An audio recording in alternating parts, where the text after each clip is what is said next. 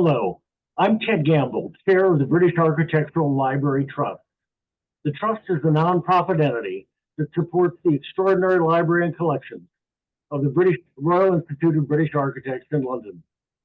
This is the second in our 2024 lecture series, which focuses on the development of social housing in Britain.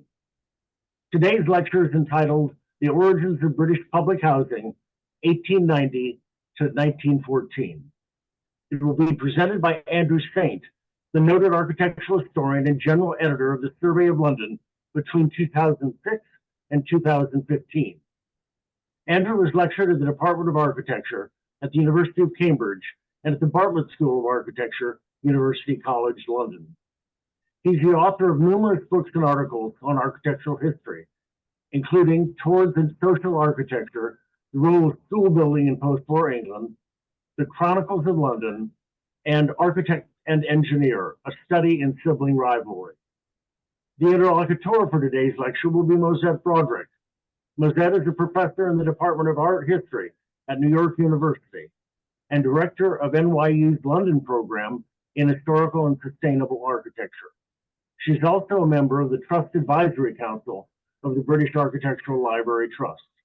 Her many lectures and publications include Triumvirate, McKim, Mead and White, Art, Architecture, Scandal, and Class in America's Golden Age. Her latest book, Fifth Avenue, Architecture and Society, A History of America's Street of Dreams, has just been published. Following Andrew's lecture, Mosette will join him for further conversation. And now I'm honored to introduce Andrew Saint.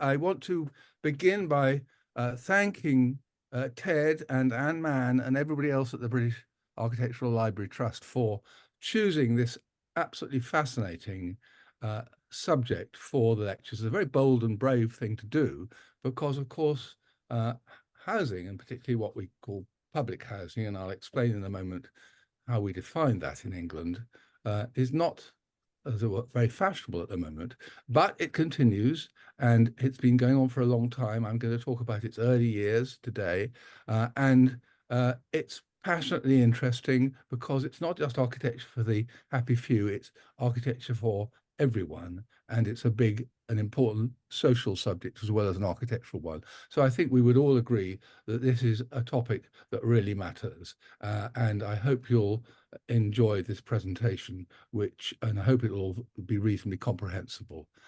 Thank you very, very much, everybody, for joining us. Now, I noticed that in the kind of in the propaganda, in the sort of introduction to these talks, the term social housing has been used. I better turn my phone off, hadn't I?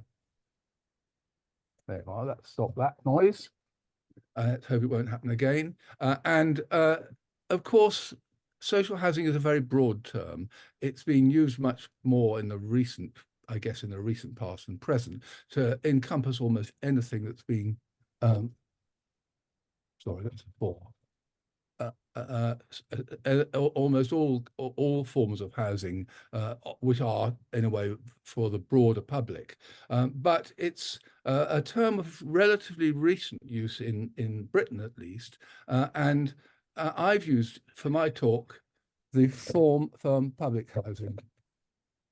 It's not a very easy term to define. In the early years, the years I'm mainly beginning to talk about today, it was known as housing for the working classes, because only the working classes were you allowed to build this kind of social housing for under government legislation. And at first, it was not at all widespread. But after 1919, when there were new housing acts, it was built very largely across Britain, basically at government behest. And then it was called council housing. You still see that term quite a lot. If you look under these words at the top, you will see the phrase, there's a poster which has just been quite interestingly put up on the tube by the Mayor of London, Sadiq Khan, which says, London has entered a golden era of council home building. Interesting, they use the word home rather than house, because of course that means apartments or flats as well as houses. I'll be talking about both today, but in the first instance, flats. That's because after a long pause under the government of Mrs. Thatcher, which was rather public sector initiatives. There has been a good deal of a certain renaissance of council home building in the last few years. It's not nearly as high as in the golden years after the Second World War, which Mark Swanerton will be talking about in the fourth of these talks. But nevertheless, it is significant, and it's an ideal that people hold on to as something that should be built and always should have a very strong architectural input. So I want to put it to you, this is not just a talk about something that happened in the past. It's about something which still continues and which many people in Britain are very keen to make sure survives and flourishes well. And just to give you an example before I get into the past about the kind of stuff that's still being built, here are two examples of housing estates in the far east end borough of London. I'll be talking mostly, but not quite exclusively, about London in the talk today. The London borough of Barking and Dagenham. And there you will see some quite fascinating architecture being devoted to the cause of social housing, promoted by the local council, Barking and Dagenham, with subsidies from various places, because it's an area which has a lot of considerable social difficulties. And for instance, the estate at the top by very esteemed architects, Peter Barber Architects, is, I think you'll agree, very impressive that this kind of architecture can be built on quite a low budget, and it looks good, and it's for everyone as well. So that's quite impressive. At the bottom, a rather larger, perhaps slightly more conventional piece of modernist design by the architects Alfred Hall, Monaghan Morris in the same area. So this is just to remind you, if you didn't know, that this stuff still goes on, but I'm also going to be talking about its beginnings, really. It's not all a good story. Just a week ago, there appeared in the newspaper this little paragraph in the Guardian, which is my local paper, showing that social housing, to use the broader term, is actually in quite a bad state at the moment because of government cuts, because of the state of the British economy, which, as all of you will know, is not in a good place compared to the American economy. And so that is reflected in the rate of new homes building in London, indeed in Britain. You see there they talk about a 76% drop, which is a very serious one. That's not in council housing. That's not in the stuff that's just promoted by local councils. It's housing associations are involved in these figures as well. But just to show you, it's not all a golden new picture at all. It's a struggle the whole time. Well, enough history. I beg you, enough about the present. Back to the past, which is what I'm mostly going to talk about. I thought I would begin actually not by talking about housing, by talking about something which I've called models of procurement, because I'm interested, and I hope some of you also will be interested in this phenomenon of public authorities of one kind or another, be they federal government, the national government of Britain, anywhere in the world, building and how it commissions buildings, because that's what public housing is part of. And it's rather an intriguing and perhaps not very well understood area for discussion. If you think about it, the pyramids or the cathedrals, the great castles in Britain, for instance, they're all commissioned by public authorities. So our model, which we mostly think of architecture, whereby an institution or an individual or a company commissions a private architect, is a really relatively modern thing. This is a quite old form of procurement, but it raises all sorts of difficulties and jealousies and complexities. And what I'm mostly going to be talking about in this talk is the system whereby public authorities, of which the London County Council is the main one I'll be discussing, actually builds up within its ranks, employs architects to build for it, to design for it, and in some cases also have building teams which build these estates as well, which is often contentious for more conservative kinds of approach to architectural design. And I thought I'd begin by showing you this rather handsome chap in a painting by the famous painter Sir Thomas Lawrence. This is George Dance the Younger, who was a very eminent architect, friend of Sir John Soane's, and he was the architect to the City Corporation, City of London Corporation, which of course is the most ancient and dignified authority in Britain, really. So municipal authority goes way back into the Middle Ages. And he spent most of his career working for them. But rather interestingly enough, he wasn't obliged, as people have been later on who've been in this position to actually work exclusively for them. He had plenty of jobs for them. You're seeing Newgate Prison on the bottom left here.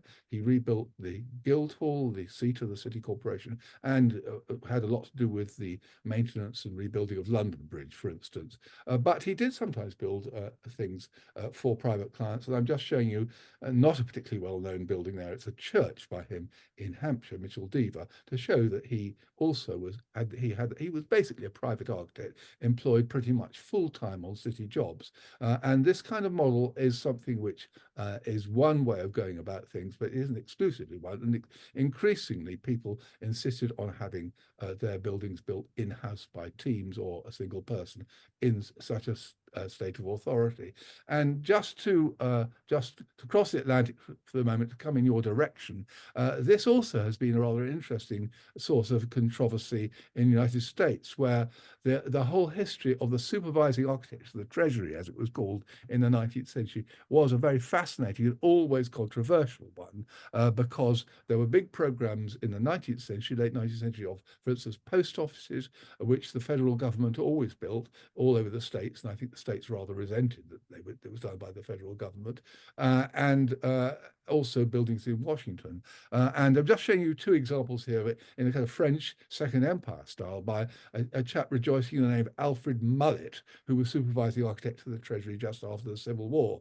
There's the City Post Office in New York, and on there on the right is what's now called the Executive Office building in Washington. And Mullet was much hated. He was alleged to be corrupt, perhaps he was. The poor guy ended up by committed suicide, so he kind of had a very easy life. But he had a very large team of buildings with kind of commissions coming to him without him looking for them. So to that degree, he was the source of envy and jealousy and a certain amount of competition as well. So this is a kind of position which goes probably worldwide in one way or another. It's just a rather interesting example. Reverting to London and the City Corporation, the chap you see here, the rather portly gentleman up there, is of the name of Horace Jones. Now, Horace Jones was the architect of the City Corporation a bit after Dance. He died in 1886. He was the actual original architect of Tower Bridge, which I'm not showing you here, but he's most famous, I suppose, for a whole series of markets he designed for the City Corporation in the 1860s and 70s. You're seeing Smithfield Market here. There are a couple of others. There's Billingsgate and Leadenhall, rather fine iron buildings. And in Jones's case, he was actually contracted only to work for the City of London after he got that job. So he had a bit of a private career before he joined the city, but after that, he was dedicated totally by the terms of his contract to build only for the city. And in fact, he was marginally involved in early public housing project, which is this project down the bottom here, which was called Corporation Buildings. And I think Rebecca Preston showed this briefly in her lecture a month ago.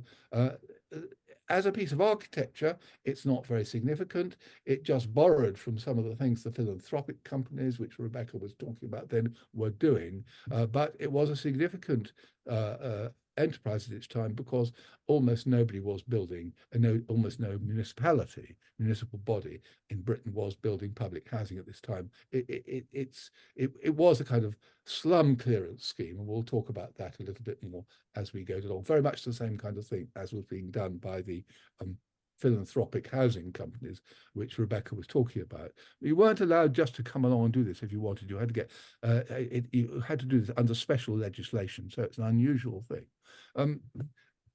This is, as I was going to say, as I said earlier, a lecture nearly exclusively about London, but some other cities did do a little bit of this 19th century housing. Again, not particularly exciting in terms of its design. There wasn't enough of it for a whole set of architects to come together to work under these municipalities. Glasgow did some, Liverpool did some, and here is a page where you see a group of slightly grim housing blocks, flats, built by Liverpool Corporation in the last 30, 40 years of the 19th century. Most of them what you would call 4 or 5-story walk-ups, to use an English term, i.e. no elevators or lifts, sometimes just 3, like the building on the left, which is on the bottom left, slightly higher quality perhaps, difficult to say. All these, I think I'm correct in saying, have now gone. But so this kind of thing was going on in a small way before the London County Council got going. And because most of these authorities didn't have enough work, didn't have enough continuous program of work. They didn't have architects. They had city engineers who were dealing with sewers and sanitary stuff and the like. And there'd be a couple of chaps, a couple of architects, low-paid clerks in there designing this kind of stuff, I imagine. It's not quite clear often who was responsible for it, but it was not a kind of cutting-edge kind of stuff, or thought to be so. Now, coming back to London, which I'll talk about exclusively for the rest of the talk, it's rather interesting that the origins of the housing I'm going to be talking about, the method of procurement of the housing, begins outside, I think, outside housing altogether. It begins with schools. Now, the history of government in London in the late 19th century is a complicated business. I won't bore you too much with all the details, but there was an interesting organization which preceded the London County Council. The London County Council begins in 1889. This begins in 1870, called the School Board for London. Of course, you still have school boards in the United States. Here they disappeared in the early 20th century. But the School Board for London was a very pioneering and interesting body of people who were building to make up for the enormous lack of what we would now call primary schools, elementary schools, they called them at the time. And what did they do when they started to do this in the 1870s with enormous energy? Well, they began by doing what a lot of people would do today, a lot of bodies would do together. They put the school out to competition. And here you see a group of completely different schools, all in different styles, built in the early 1870s, some Gothic, I guess you'd call the one on the top right Italianate or something like that. And the one on the bottom left, rather interesting enough, is in what we call over here the Queen Anne style. So all these things were going on, but the trouble was that every architect was more or less designing their own plans. Of course, the sites were always different. And so there was no real consistency. And there was a lot of wasted effort and energy. And very quickly, the school board realized this wouldn't do. So it took one of the architects who'd been involved in the competitions, this chap with a moustache up here, E.R. Robson, Edward Robson, and they employed Robson to design all their schools with a kind of in-house team of assistants. Robson also, interestingly enough, unlike Horace Jones in the city, had his own architectural practice outside, but he had an enormous program of schools. They're building 8 or 10 schools a year, all through the 1870s and 1880s and 90s. And the interesting thing about that is they began to be consistent in style. They picked up that Queen Anne style, which I was showing you earlier, and you begin to see some common features, which of course makes a lot of sense. Although the sites are different, they are using the same classroom sizes, and they are able to say, let's go for this site, which faces the Caledonian Road. This is the kind of size of it. Let's go to plan chest over there and get out the design D we did for that school and repeat or elaborate or slightly change it.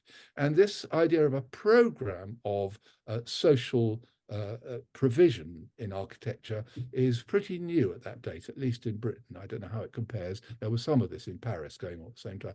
But interestingly enough, it starts with schools. And of course, the other great advantage of this arrangement, with these in-house chaps all working under Robson, is they're able to go down the corridor and say to the people representing the teachers, by the way, how did that work in the last school? Can we make some changes here? Or the other way around. People would come along and say, that's a dreadful design you did. That classroom doesn't work at all. Don't ever do that again. So this idea of some kind of interrelationship between the client and the architects is something which is much more possible when you have one of these in-house teams, when you have people entirely outside. It's a kind of ideal which sometimes works and sometimes doesn't work, but this was very much something which was fostered in this what I'm calling the public sector in British architecture. Now, this London County Council, which I've mentioned several times, comes in the end of the 19th century as the first directly elected government for London. Before that, there'd been an organisation, the detail of which I didn't even go into, called the Metropolitan Board of Works, which didn't build housing. It did have, I think Rebecca said a month ago, it did have responsibility for clearing slums and building roads through them.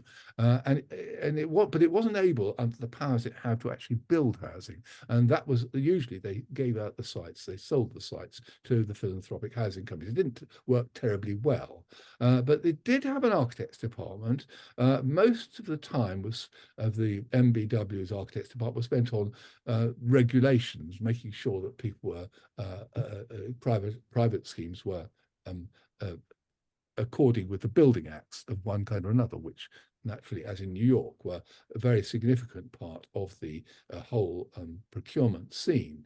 But they did do a bit of creative work, and interestingly enough, that started not with schools, which was this other organisation called the London School Board. It started with fire stations, and the story of the fire stations, I think I've just got time to sketch that in, was that up till I think the 1860s, yes, early 1860s, the fire brigade in London had been paid for by the insurance companies, because obviously they didn't want to pay out big money when there was a fire. So they agreed to pay for a fire brigade. And then there was a famous thing called the Tooley Street fire in the early 1860s, which was a bit of a disaster. And the insurance company said, we're not going to do this anymore. So the Board of Works picked this up and started to build fire stations, usually to start with rather small, rather sweet little buildings, like that building on the bottom left, where you see the ladder sticking outside it.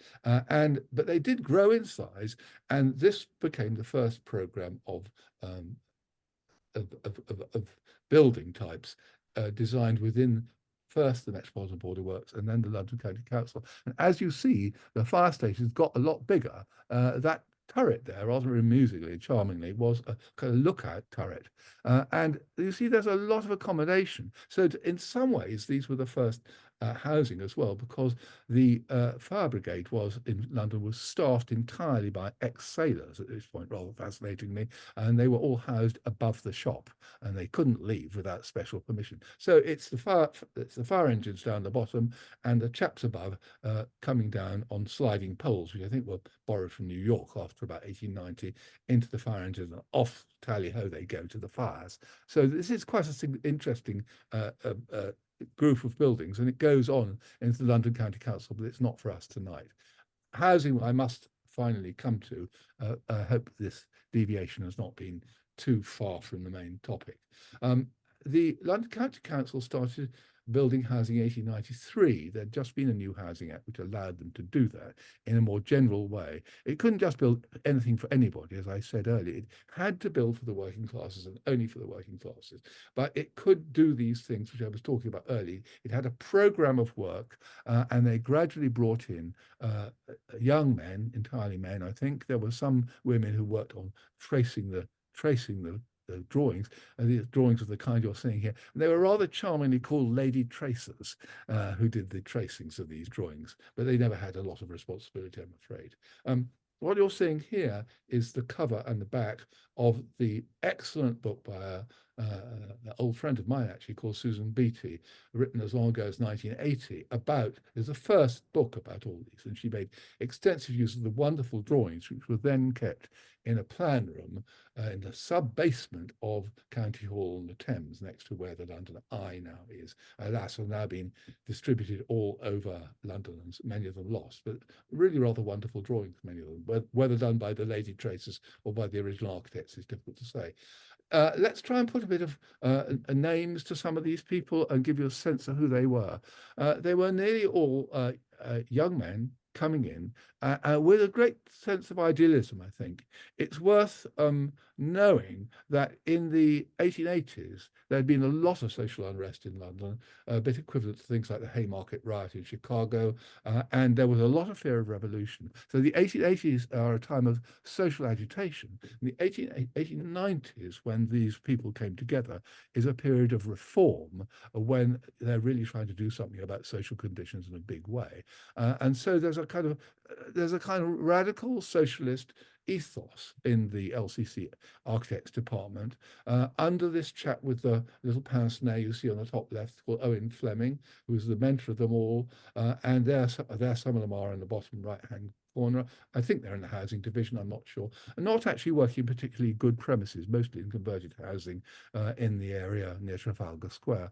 The walrus moustache chap on the right-hand side is Riley, who was the chief architect of the LCC in the early years of the 20th century. And you always, in architecture, as I'm sure you all know, have to have someone to keep the show on the road. And Riley was a powerful figure, tough, I think. And he came rather interesting enough from working for the British Navy. You can imagine the British Navy had a huge program of works in the late 19th century. For instance, he was designing, mostly with the engineers, I think, docks in Malta and far-flung parts of the empire. So this was a chap with a lot of experience moving into London County Council into these social housing programs.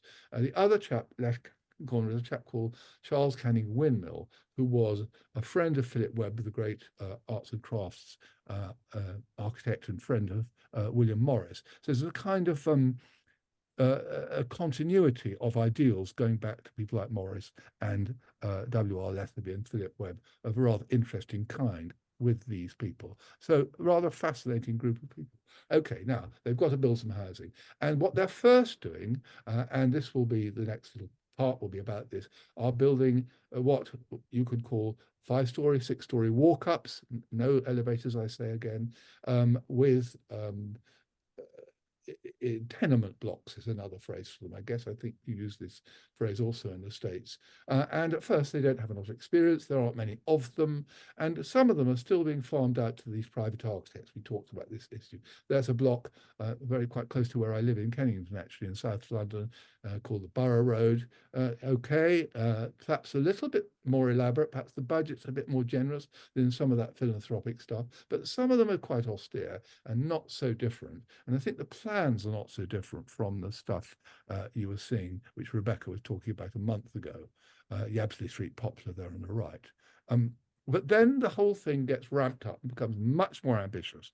And this is the great scheme which everybody talks about when they talk about early LCC housing, and is very much there still to visit and admire in the inner East End, in the sort of Bethnal Green, Shoreditch, not that far from Liverpool Street Station, if you know where we are. There you've got slums. It's a slum clearance scheme. You see in the rather small plans I put in there what the area was like before it was cleared.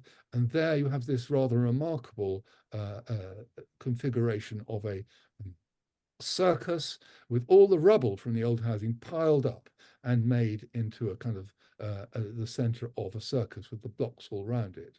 I mean, this was a massively complicated and long-running scheme. It was built by a works department, which the London County Council actually employed itself. It wasn't put out to private contractors. So it was designed in-house and it was built in-house. And it was enormously hard work.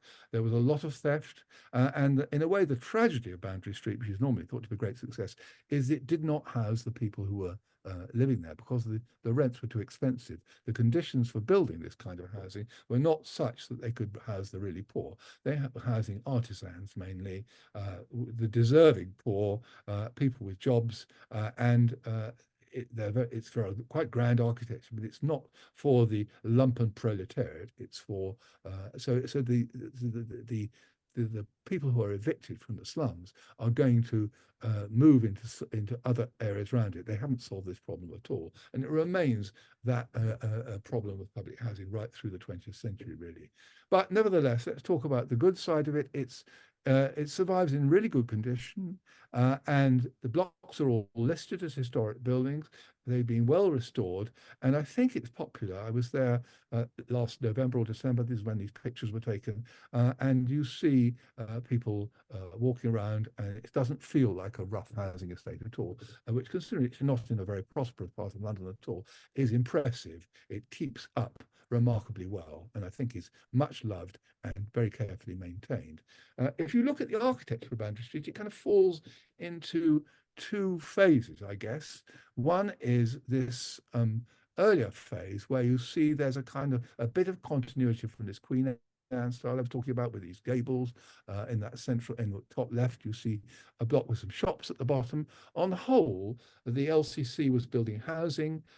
At this stage, the school board was building the schools, and there isn't much joined up thinking about this. It's rather difficult, and it's often an issue with these kinds of social projects. You get just the housing, and the other things like social provision don't go very well with it. And they did build rather interestingly. They built some shelters for costermongers' barrows, because there were costermongers from the local markets in some of these flats. So these are the average kind of blocks. You see this rather stripy style on the right, and you see there an area between two blocks, and these are clearly backs. They still look a bit like backs and not very inviting in one way or another. But after this begins about 1893, by the time you get to the end of the 1890s and they're building the later blocks, they do begin to look a deal more exciting.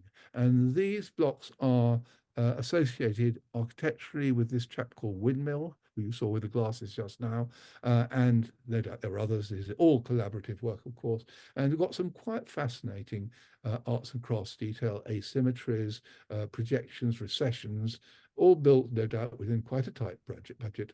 I'm not showing you the plans. I don't think there's anything very exciting about the plans of these apartments, these working class flats, but they are quite fascinating as architecture. And this improving architecture, if you thought of those first pictures I showed you of Yabsley Street, the Borough Road flats, it's quite a remarkable progression in aesthetic and appearance terms. And this is maintained for the other early London County Council tenement estate, which you can see here. And this is very easy to see if you're in London, because it's just behind Tate Britain, about which I've written rather a rude caption there, because I don't like the title Tate Britain much, I'm afraid. That's me. But this is, all the blocks here are called after painters, so it goes in rather well with what the equivalent, and sculptors, I think. So there's a kind of cultural education going on a little bit in these blocks, and they are this kind of slightly arts and crafts style, very handsome, symmetrical layout with a little garden in front. Don't know how well you can see that from the plan, but the garden runs between the blocks in the middle there in the front, facing the bottom. And the right-hand picture shows you the only sort of formal avenue which goes up to the biggest of these buildings, the largest of these buildings, which is Hogarth Buildings, in the bottom right here. So there's a continuity. Millbank, which is an easier project than Boundary Street, because it's not a clearance project, it's not a slum clearance. It's built on the site of an old prison, actually. Both the Tate and the Millbank estate behind it are built on the site of the Millbank prison. And it's not really a slum clearance scheme at all. So a great deal easier to construct. And this too has a very happy history. The buildings are listed and in very good condition. If you get a flat here, get it. And you get these tenement blocks continue on for into the 20th century under this overall architect called Riley with the young men. There's a bit of a reorganization after about 1900, and some of the young arts and crafts people in the LCC department go off and actually start building some more fire stations. They're fascinating fire stations, which some of you may know. There's a famous one on the Euston Road, for instance, which I'm not illustrating here. But there's slightly less energy in the campaign, I think, after 1900. Here on the left, I'm showing you the Weber Row estate, quite close to the Old Vic. Some of you may know that, where you get this typical row of parallel blocks, which becomes a standard device for sanitation and good air in housing all across Europe. People came to London to look at these blocks. This term in German is called Zeilenbau, and you see it in a lot in interwar housing. I'm rather fond of the estate on the right, which is not so much talked about, but there you see this is the Bourne estate in Clerkenwell. well, really Edge of Holborn and Clerkenwell. There you see two things rather interestingly, which are a bit different. One is balcony access is coming back. On the whole, the early LCC housing is the tenement blocks are apartments off staircases, two to a floor. But obviously they found this quite an expensive way to build, and they went back very much after 1900 to balcony access flats. You can see the balconies there in this top picture, old picture of the Bourne estate, and you see the classical detailing is coming in, which is not really an arts and crafts kind of thing, or not entirely so. So it's evolving a bit after 1900, but rather interestingly, this is not where the impetus really is at this date, because after 1900, the whole weight of the LCC's housing turns towards building in the suburbs, rather fascinatingly. That's because housing reformers of all kinds felt that it would be better if people lived in houses, cottages they tended to be called, and didn't live in apartments in the centre of London.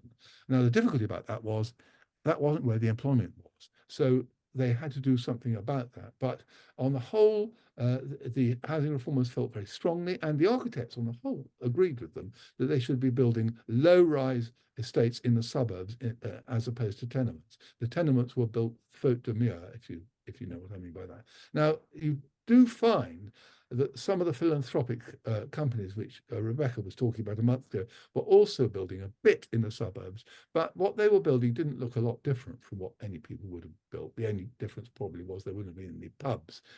Tiny pictures there on the right of an estate of that kind in Battersea called the Shaftesbury Park Estate, and you can see from the aerial view that there are the old-fashioned back extensions which you get in London housing, and that we will not get in the London County Council suburbs. I'm going to show you in suburban estates I'm about to show you. There was a little bit before 1900, this low-rise building. There are some cottages built there which were clearance for a tunnel called the Blackwall Tunnel, which some of you may know in East End. This is low-rise stuff, but I think they're actually small flats rather than houses, although they have the appearance of houses. Here then is here is one of the estates, Totterdown Fields. There were 4 of these estates built between 1900 and 1914, and they are rather fascinating, but not a lot visited, I think. The problem for the LCC was how to get people to these places back and forth.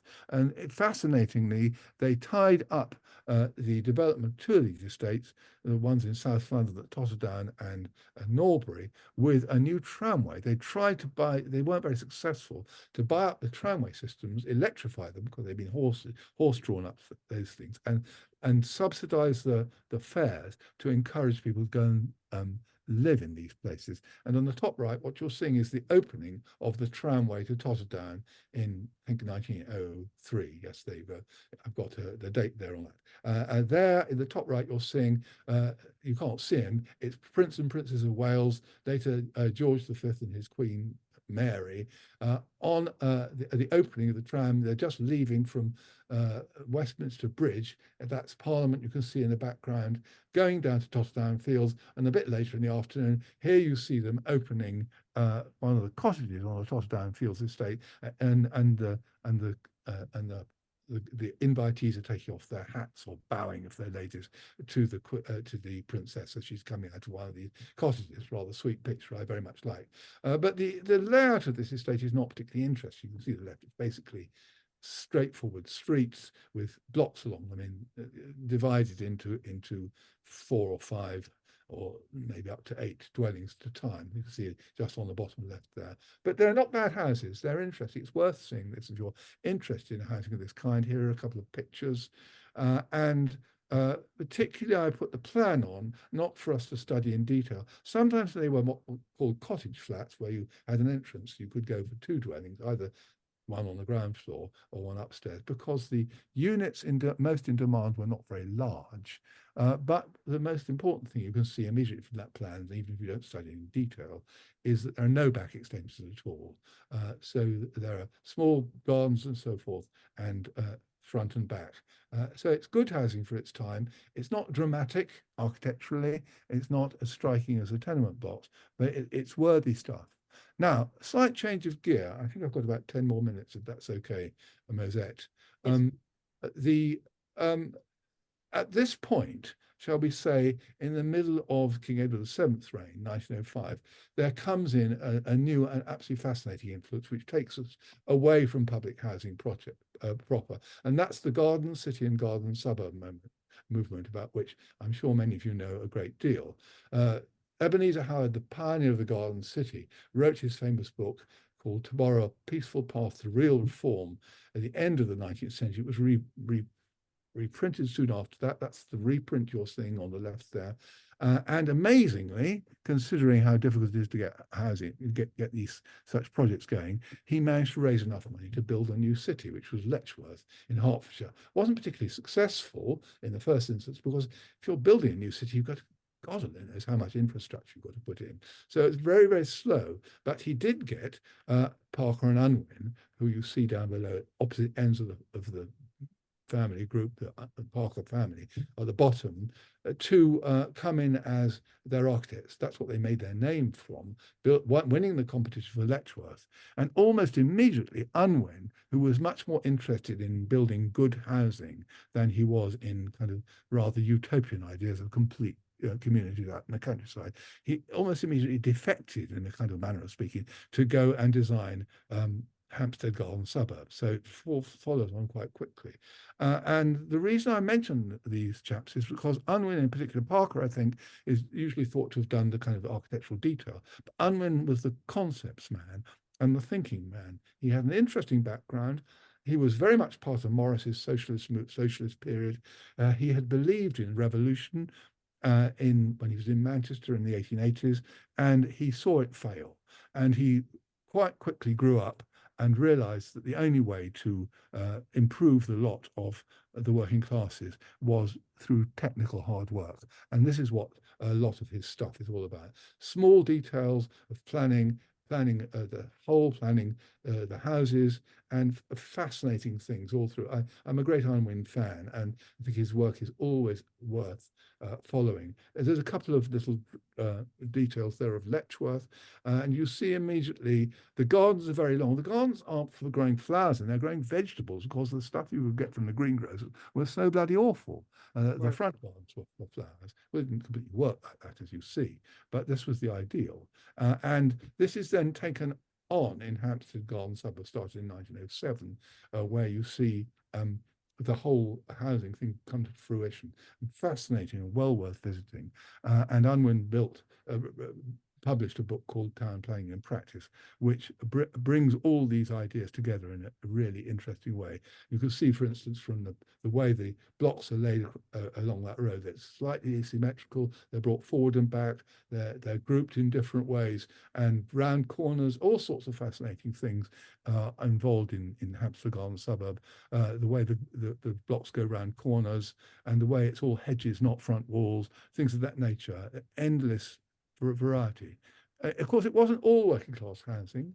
There was a middle class bit.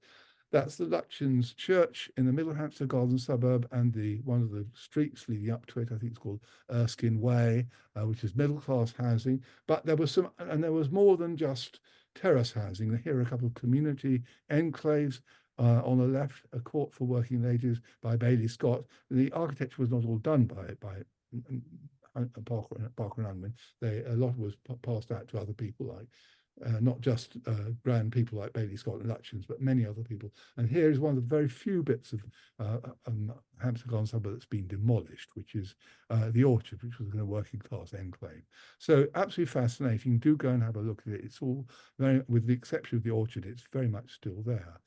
So with this, it was enormously influential, very fast, all over the world, really. The obvious example in New York is Forest Hills in Queens by Grosvenor Atterbury, 1911. So 1908 this has begun, 1911, they're at it all over the world, garden suburbs. So just to return to end with, this is the last of the 4 LCC cottage estates, so-called, built before the First World War, or at least half of it's built before the First World War, even perhaps a little bit less than half. If you look at the plan in the bottom left corner there, it's the grayer bits that's built before the First World War, and the bit with a lighter background is built after it. And you can see the kind of Parker and Unwin models of grouping and sort of cottagey appearance are very much taken up with lower budgets, a rather beautiful design. Quite different from Totterdown Fields. Alas, it was a shame it wasn't all completed. The war intervened, ruining, of course, so much in so many people's lives in so many ways, not least in architecture. And the second half, the rest of it is not so exciting. And to end, the last slide, I'm afraid, is slightly pathetic to show you what's happened to some of the estates. This is part of Old Oak, built after the war, much plainer designs. At this point, we come on to the subject of Simon Pepper's lecture in a month's time. It's national public housing, council housing, and so it's done cheaper, and also it's been less well looked after. And you can see here some examples of some pretty awful alterations to these estates, which are very difficult to protect. But that's a different topic. Perhaps we can have time to talk about it in the discussion, or I don't know. But that's my lot. Thank you very much, everybody. Thank you, Andrew. That was wonderful, as usual. Fascinating tale. What percentage we learned in the last lecture that a very small amount of the working poor in London were actually housed by the philanthropic units.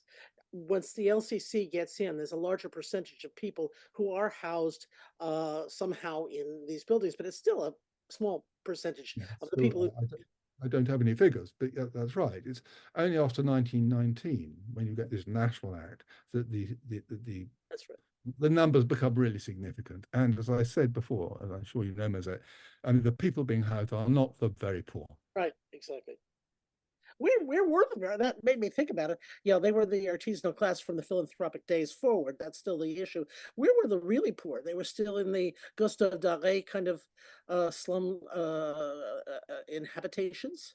Yes, they are, of course, they're coming from these slum clearance areas and polluting the areas around them to a large degree. I think by 1914, this is not quite such a huge problem.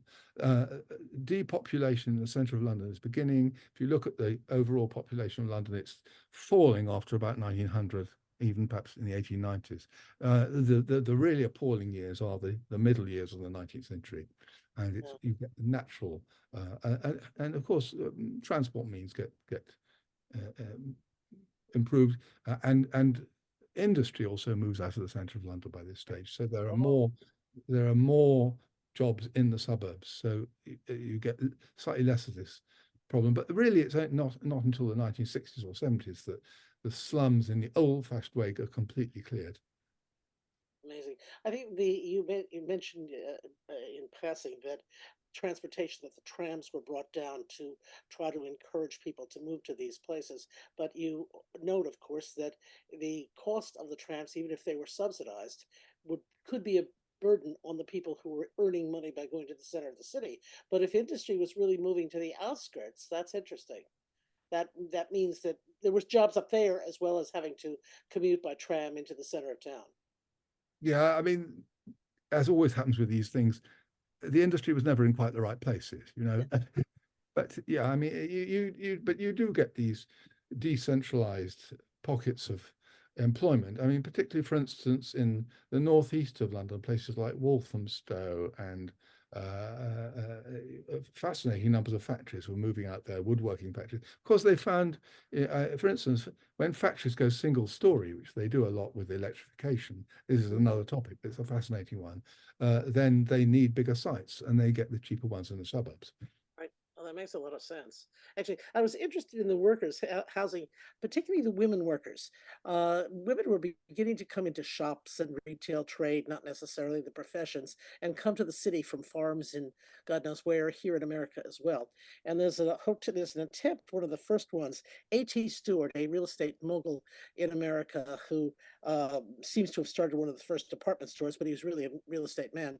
He built a home for working women, which didn't work in the 1870s. It was probably always a ruse. But there's a big tradition here of places for women in the center of New York because they have to be protected and safe. So there's a longer. There wasn't much before that wonderful set of white buildings you showed us in London. White buildings, which ones are you talking about now? The Mallow Quarter. What was it called? The uh, the I think you said it was communal. White Oh, you painted. mean Waterloo Court? Waterloo Waterloo. Court, yeah. Oh, yeah, yeah. I mean, there was quite a lot of activity, and it's something that a lot of people have done some writing and research on in recent years. It's been fascinating about. There are a lot of buildings in London which were women's hostels, particularly the West End near the shops. Yeah. And interesting enough in the Victoria area as well. I don't quite know who they would dedicate, and a bit like nurses' homes, they become a big thing from about 1890, the same kind of period as the stuff I've been showing you, I Yeah, think. yeah. So they're very similar. The most amazing feature to me is the suburbs. I just can't get over it. I mean, we always think of subsidized, even if it's artisanal level, subsidized housing as being in the center of the city. The idea of moving in, I think, obviously you're right. It's all about Garden City, which, by the way, has something to do with the same A.T. Stewart. The Mhm. American village of Garden City was laid out by the same man who promptly died. So that kind of ended it. But I think Ebenezer Howard must have seen the spectacular theft of his body, and which was held up for ransom about 1873, and must have kept that in mind for the naming of his concept, Garden City, which is Yeah. filled with, it's all very simple because there's a Fifth Avenue in it. There's American as well as UK origin stories in the original plan of Garden City that Ebenezer Howard's book promotes. So there's a lot of, what I think I'm trying to say is it's getting closer and closer. UK and world views and the way employment is going. But the idea of moving people to the suburbs, did they like it? Did they play? What in the world would they have thought? What do they do with nature when they've never seen it before, other than gardens for vegetables? Well, this is a later thing, but there's a whole argument in the 1950s when the new towns were Yeah, did this stuff in spades in big way about new town blues, and there's a whole sociological argument about whether it was a real phenomenon or whether it was a kind of fraudulent thing brought in by the people who love the inner city, and that's quite an entertaining and fascinating thing.